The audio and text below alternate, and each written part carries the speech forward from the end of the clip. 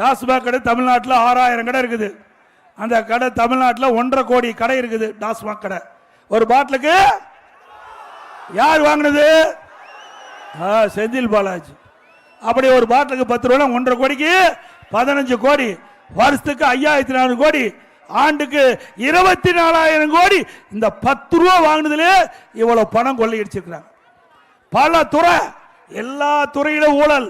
ஊழல் நடக்காத துறையே இல்ல. ஸ்டாலின் புலம்புறாரு, நான் ரெய்டை கண்டு பயப்பட மாட்டேன், ஆட்சி போனாலும் பயப்பட மாட்டேன்னு. ஆட்சி போகத்தான் போகுது, மக்கள் முடிவு பண்ணிட்டாங்க. ஆகவே ஆட்சி போக போகுது என்று ஸ்டாலினே முடிவு செஞ்சு அறிவிச்சிட்டார். இனி கவலையே வேண்டாம். ஏன்னா இன்னைக்கு ஆட்சியில் இருக்கிறது ஸ்டாலின் அவர்கள்.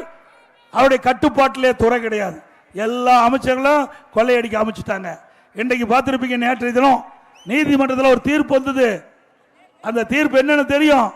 இன்னைக்கு நகர்ப்புற வளர்ச்சித்துறை அமைச்சர், குடிநீர் வழங்கல் துறை அமைச்சர், அந்த குடிநீர் வழங்கல் துறையில் கிட்டத்தட்ட ஆயிரக்கணக்கான பணியிடங்களுக்கு ஒவ்வொரு பணியிடத்திற்கு லட்சக்கணக்கான பணம் வாங்கி முறைகேடு நடத்திருக்கிறாங்க. அதே போல நகர்ப்புற வளர்ச்சி துறையில் டெண்டர் விட்டு கமிஷன் வாங்கியிருக்கிறாங்க.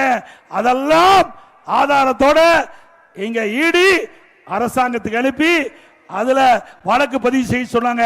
செய்யல. அதிமுக சார்பா நீதிமன்றத்தில் வழக்கு தொடர்ந்தோம்.